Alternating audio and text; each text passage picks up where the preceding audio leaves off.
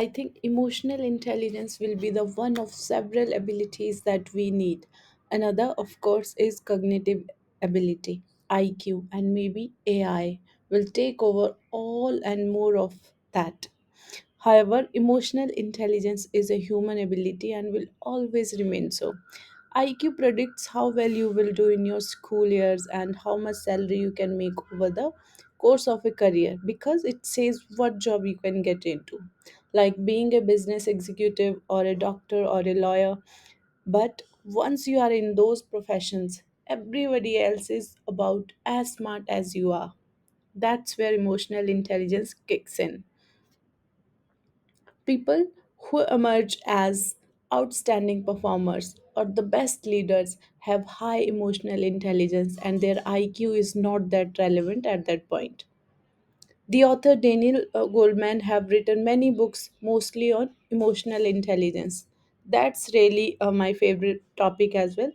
The book Emotional Intelligence many years ago was in an international bestseller, and the author have now written 5 books on the same topic.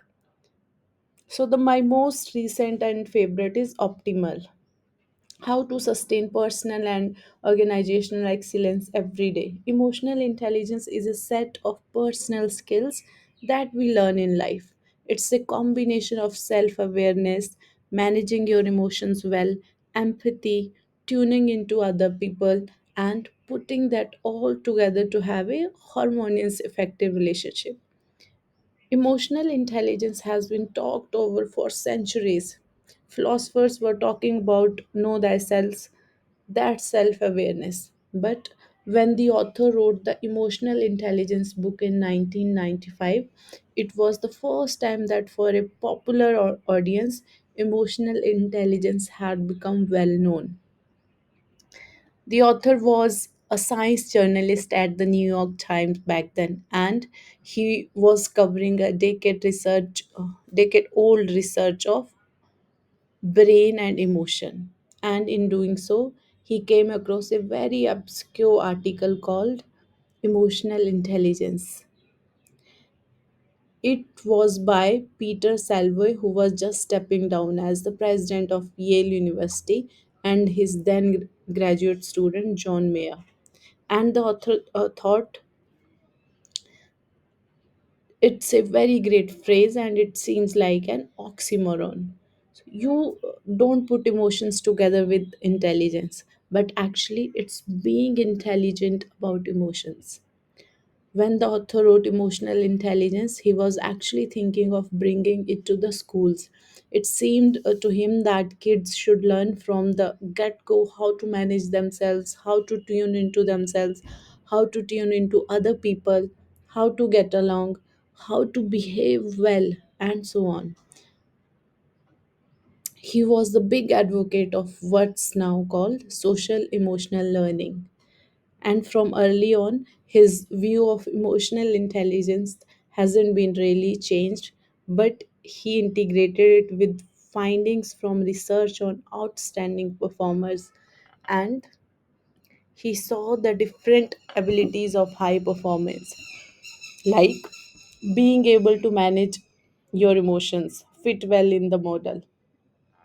Now he talk about 4 domains of emotional intelligence, and then particular 12 competencies of people who are high in emotional intelligence.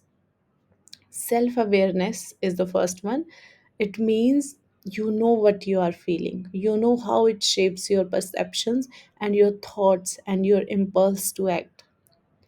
He found that people low in self awareness are unable to develop strength very well in other parts of emotional intelligence. People who are high in self awareness, however, are able to develop excellence across the board. Second is self management, means when you are upset, when you are angry, when you are anxious, can you manage your emotions? Can you keep them from disrupting your focus on what you have to do right then? Nowadays, we are having more instances of road rage, of shooting, of people blowing up at other people. There is a growing need of people in general to get better at this ability. The third part is social awareness, which is in one sense means practicing empathy. You not only know how the person thinks and how they feel, you care about them. This is what you want in your parents, in your spouse, in your lover, in your friends, and this is what you want in your teachers, doctors, leaders of any kind, people who have influence. The fourth part of the emotional intelligence is relationship management. Can you handle conflicts well? Can you keep yourself calm and listen to the other person? Are you being an effective communicator? Means you feel close, you feel you can work on this person, you can trust them, unlike IQ, which barely budges over the course of our life. Emotional intelligence can change. It's learned and learnable, and it's learn and learnable at any point of your life. Emotional intelligence is not one thing. It's like going to a doctor for physical checkup.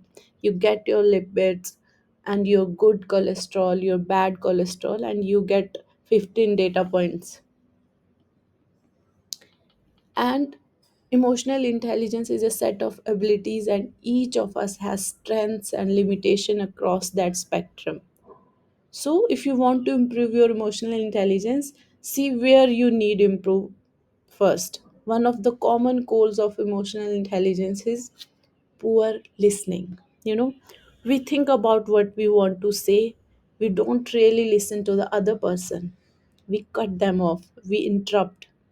Let's say you wanted to change that. This is a basic empathy, listening well.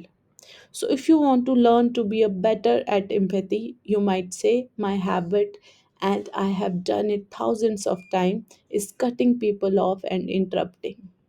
I'm going to make a effort to do it differently. I'm going to listen to the person out, say what I think they mean, and then say what I think. That is a different behavioral sequence, and it comes down to the basics of what we call neuroplasticity, how the brain changes with repeated experience, and that's what underlies habit change. It's like crossing your arms in a way. Do one thing, cross your arms in the old way, please. Now cross them with the other arm on the top. That feels uncomfortable, right? That's what it's like to change a habit. So, with listening, you have to first make an intentional effort. Might feel uncomfortable, but as you persist, it gets more and more comfortable until finally it's an automatic habit that you stay with you for years.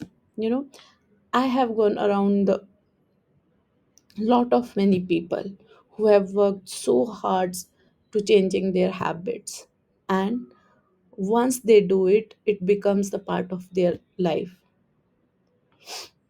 The author have gone around the world talking to different audiences, and one of the things he used to ask every time, and that was, tell me about a leader you have loved and a leader you hate, and tell me one quality that makes a leader so good or so bad.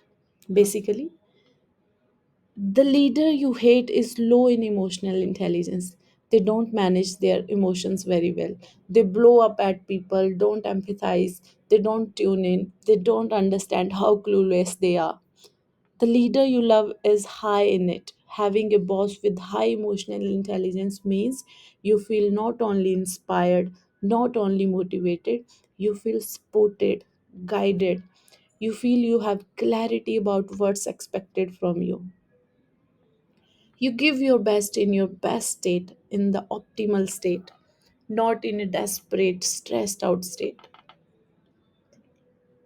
Research at Yale School of Management has found that emotions are contagious, and they are most contagious from the leader outward. The leader is most often the sender of strong emotions. Either if the leader is in a very positive mood, I feel really good, I feel enthusiastic, then people catch that positive mood and their performance as a team or as a group goes up. So the leader's state is actually much more important on the ability of people to do good work than many people realize, particularly many leaders actually.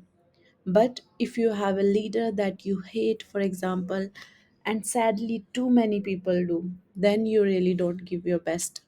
In fact, you are more likely to leave as soon as you can, particularly if you are a talented one. So, a leader with low emotional intelligence is actually draining the organization in the long term. They may get results for the quarter by driving people, stressing them out, but they are burning them out and they are going to lose good people. So, in the short term, they may look good, in the long term, it's a disaster. The author once took a bus to Madison Avenue in New York City on a very hot, humid day. People had a kind of bubble around them, like, don't touch me, don't talk to me. And the author had the bubble too. He got on the bus, and the bus driver shocked him. He looked at the author and very warmly said, "Welcome to the bus. How's your day going?"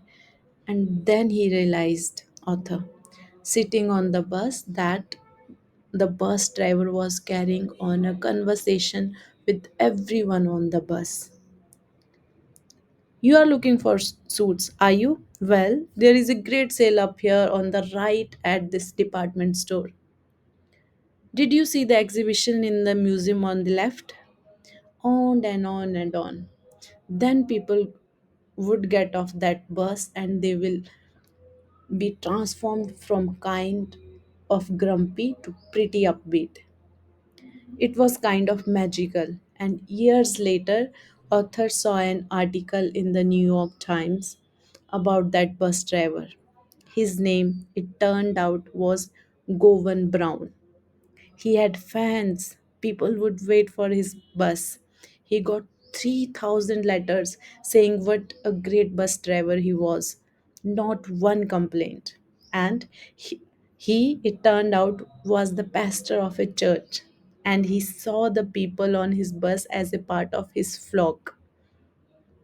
He was tending to his flock. He had a purpose that was far greater than that of the New York Transit Authority, which is something like getting as many people to where they want to go on time as we can. He had a splendid sense of what he was doing. It gave a greater meaning to what he did, and he did it fine. Great, actually. I have always felt that the more emotional intelligence in society, the better. I think we would have parents who are more effective in raising kids who are kinder.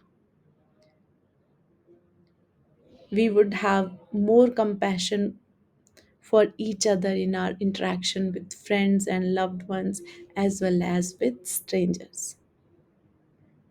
I think we would care more about the environment, which is why I have been so happy to be a kind of evangelist for emotional intelligence. Thank you.